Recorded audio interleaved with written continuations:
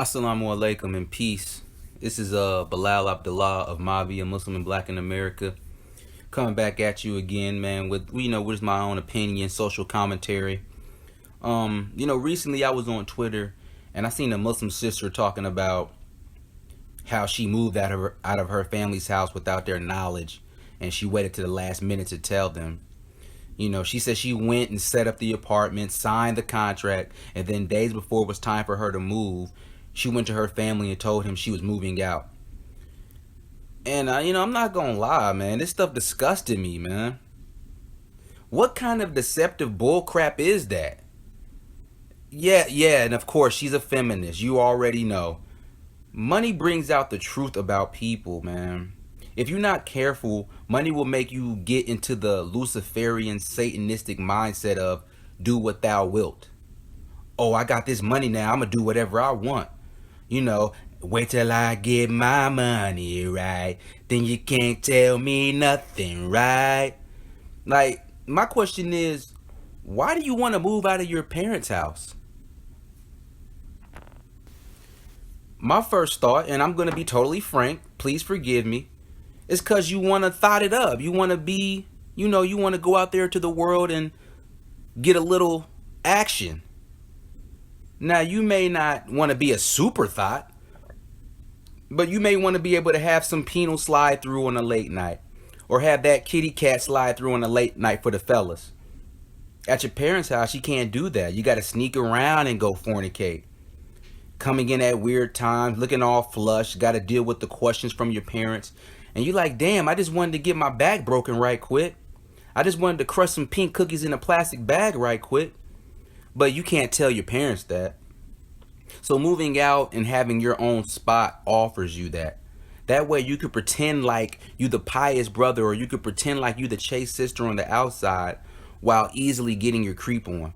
This is one reason that people want to move out, in my opinion. It's to get involved with Zena and everything that comes with it. The clubs, all of that. You want to be able to get into the drug life. You want to be able to smoke that blunt, sip that yak without worrying about being caught. You want to do that in the comfort of your own home. You want to be able to go to the latest club with your girlfriends on the other end of town and take your hijab off with your girlfriend. I just seen some clip for some show called Elite on Netflix where the chick takes off her hijab and she goes into the club and everybody's staring at her because, oh my God, she took her hijab off. She's so beautiful. She's coming into womanhood now. But if you notice in that clip, and it's on Twitter, it's a show called Elite. But if you notice on that clip, she's wearing a necklace that has some type of crescent moon on it. Now, we don't have that symbol in Islam. You might see that, but that's not our symbol.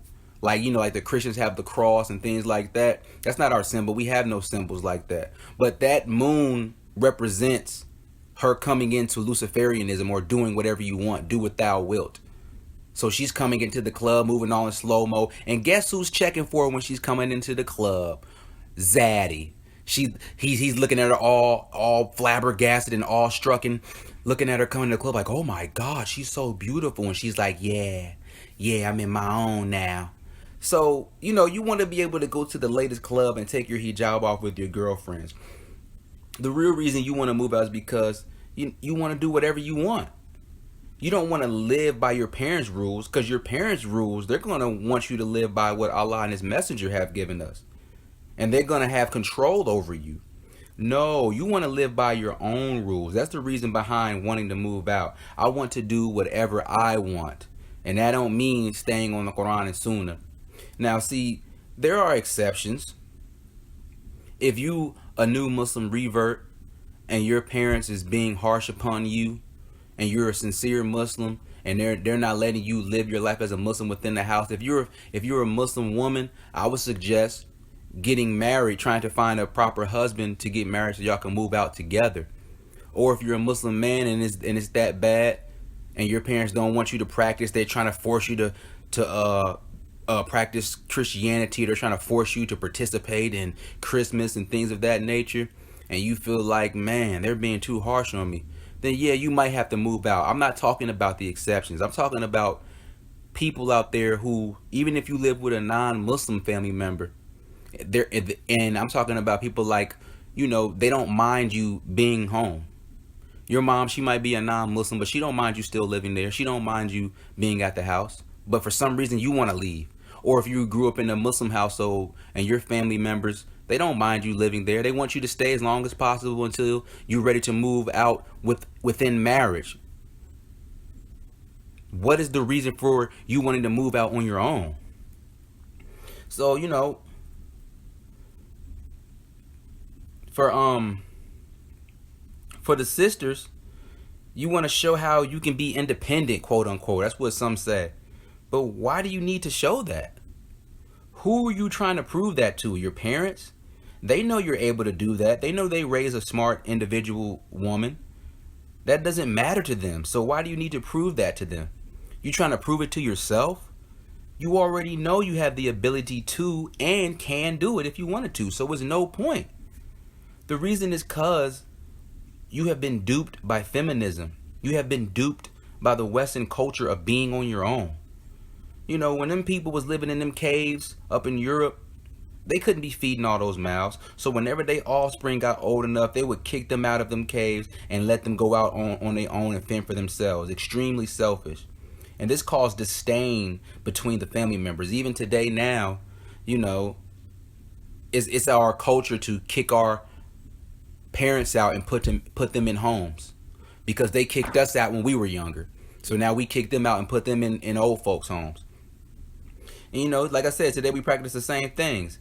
But that wasn't our culture. That wasn't black people's culture. That wasn't our culture, even in Muslim culture, in Islamic culture. That's not our culture to do that. So you're imitating these Western kuffar. You're imitating these Western non-Muslims. Like, it be people at my job bragging about, yeah, as soon as my child turn 18, I'm kicking them out, man. I can't wait. That's not cool to brag about. You're throwing them out into the world on their own, and they're not even ready yet. So people get this mentality when you living in a society like that. They get this mentality that that's what I'm supposed to do. I'm supposed to move out and be on my own and do whatever I want to do. But that's not our culture. When really there's no reason for you to move out except to really go get into Luciferianism, to go be a hoe, or to be quote unquote independent, meaning living by your own rules. This is why many Muslim women who do that and live alone, they're going to stay alone. They're going to end up being alone because you're going to end up marrying, you set yourself up to be alone because now you're like, damn, I've been doing all this independent stuff all my life. I really don't want to get married now because now I'm going to have to live by another man's rules.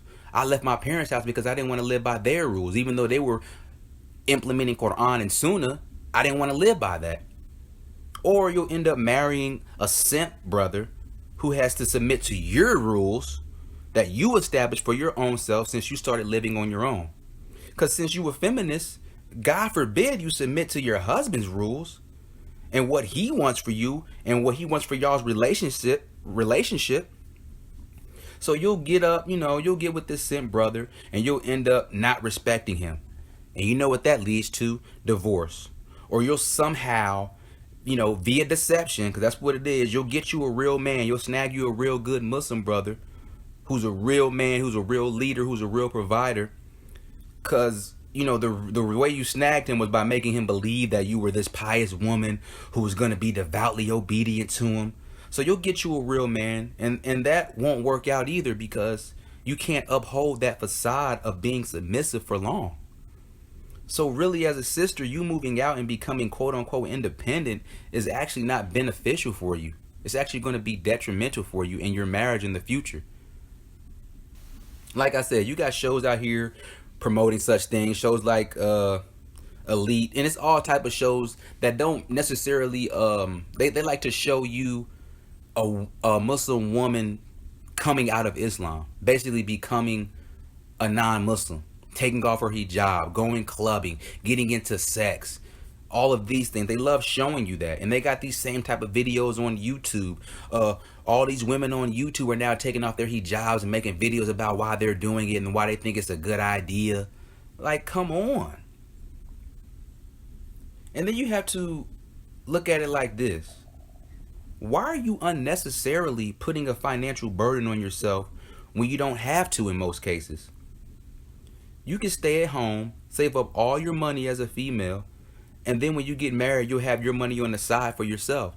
So if things don't work out, a divorce happens or something, he wasn't a good man, he was abusive, and you need to leave, then you'll have your money set aside to do that. Or you can have money set aside so that you can contribute to the family, of the new family that you move with, of your husband. You can contribute to vacations or trips or, outings on the town or things of that nature with for you and your husband. Or when you're ready to have a child, you have money saved up where you can take off from work and it won't affect you. But it all goes back to I want to do whatever I want, even for the male Muslim. If you trying to use the excuse of, well, I got to provide for my wife and house one day, so I might as well start now. No, that's just another excuse, dude. You can stay home and stack up your money as well. Since you're a man of the house, one of the men of the house, you're going to contribute to some of the bills of the house. Now, it don't have to be as much as it would be if you moved out on your own and had your own apartment, but it can be a good amount of money to contribute and help out the home. And that will help you also learn how to be independent. That will teach you also how to provide. So you don't need to move out to do that. Then you can save up your money and be ready financially to have a wife and to have a family and to have a home. This is you can have enough, for the dowry as well, because these sisters out here, they want a nice ring, they want a nice hunk of change, they want something. And then I seen something on Twitter. This is just a side note. It's dudes out here who trying to finesse Muslim women into marrying them without giving them anything or without being providers for them. All my Muslim ladies, don't fall for that. No. A man has to be a provider for you. He don't got to be the richest, but he has to have something. This isn't back in the day 1400 years ago where you didn't have bills really. You could just build your own house and live in it, and there wasn't no electricity bill, wasn't no rent, wasn't no gas, wasn't no water. It's not like that back in the day. You have bills. A real man pays bills and takes care of his family. So once you've given up that right, what you're basically doing is giving them free sex. That's not right. Don't fall for that. But back to what I was saying.